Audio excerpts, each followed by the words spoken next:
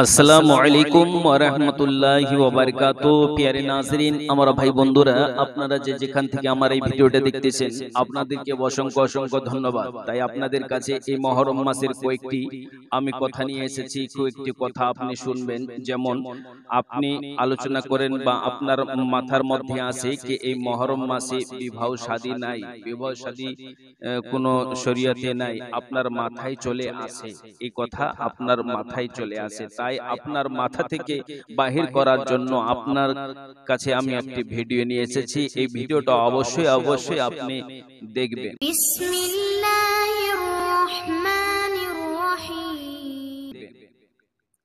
প্যারে নাজরিন, আমার ভাই বন্ধুরা, এই মুহররমুল হারাম মাস, এই মুহররমুল হারাম মাসকে এই হারাম মাস কেন বলা হয়, মুহররম মাস কেন বলা হয়?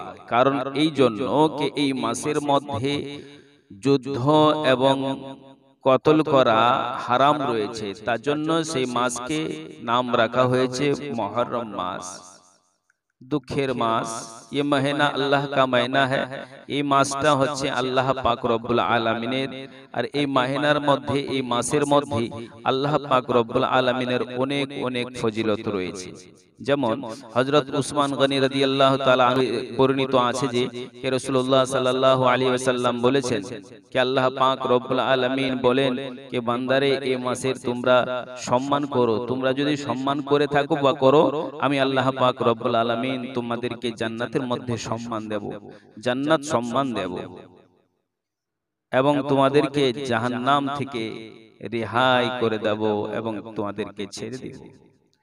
অতএব নবী করিম সাল্লাল্লাহু আলাইহি ওয়াসাল্লাম, সুতরাং আল্লাহর রাসূল সাল্লাল্লাহু আলাইহি ওয়াসাল্লাম বলেছেন, যে ব্যক্তি জিলহিজ্জার শেষ দিনে এবং মুহররম মাসের প্রথম দিনে রোজা রাখিবে, সেই ব্যক্তির সারা বছরের সওয়াব যে আপনার রোজা রেখে হয়, আপনি একটা রোজা রেখে আপনি সওয়াব পেয়ে যাবেন, এবং আপনার ৬০ বছরের গুনাহ আপনার মাফ হয়ে যাবে।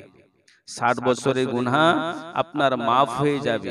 যে ব্যক্তি ১০ই তারিখের মধ্যে বাবা রোজা রাখে, আল্লাহ পাক রব্বুল আলামিন ওই ব্যক্তিকে জান্নাতের মধ্যে ২৩টি শহর তৈরি করে দেন।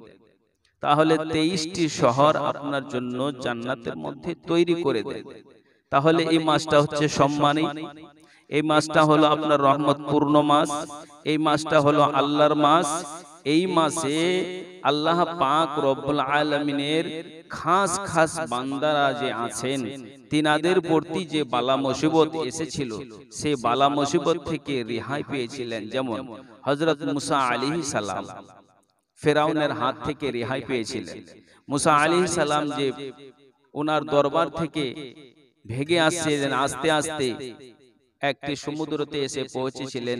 সেই সমুদ্র থেকে তিনি পার হয়ে চলে আসলেন, আর নমরুদের সমস্ত সিপাহী সামন্তরা তারা ডুবে সেখানে গরক হয়ে গেল এবং তারা ডুবে গেল। তাহলে ফেরাউনের হাত থেকে হযরত মুসা আলাইহিস সালাতু ওয়াস সালাম রেহাই পেয়েছিলেন। এই মাসের মধ্যে আল্লাহ পাক রব্বুল আলামিন হযরত আদম আলাইহিস সালাতু ওয়াস সালামকে তৈরি করেছিলেন।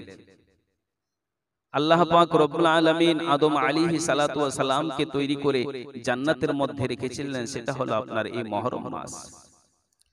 হযরত আদম আলাইহিস সালাতু ওয়াস সালামের যে তওবা কবুল করানো হয়েছিল, সেই দিনটাও ছিল আপনার এই মুহররম মাসের দিন। তাহলে এই মুহররম মাসে যদি এত ফজিলত, এত বরকত থাকে, আপনি বা আমি নবীর একটা সুন্নত আদায় করতে গিয়ে, নবী মুস্তাফা সাল্লাল্লাহু আলাইহি সাল্লামের একটি সুন্নত, বিবাহটা হচ্ছে রাসূলুল্লাহ সাল্লাল্লাহু আলাইহি সাল্লামের সুন্নত, আর সেই সুন্নত পালন করলে সওয়াব পাবেন। সেই সওয়াবটা কামাইতে গিয়ে আপনি বলছেন যে এই মুহররম মাসে মরা চাঁদে বিয়ে হবে না। আরে ভাই, নবীর সুন্নতকে আদায় করলে বেশি বেশি করে তুমি সওয়াব পাবা। অন্য অন্য মাসে তুমি ছেলেদেরকে বিবাহ যা দিচ্ছ, এই মাসের মধ্যে বেশি বেশি করে তুমি ছেলেদেরকে বিবাহ দাও। তাহলে বুঝতে পারলেন যে আপনার এই মাসের মধ্যে বেশি নেকি আছে, বেশি সওয়াব আছে। তাহলে আপনি যদি নিজের ছেলেকে এই মাসের মধ্যে বিবাহ দেন, তো আপনি সেই বিবাহ দেওয়ার কারণে আপনি সওয়াব পেয়ে যাবেন।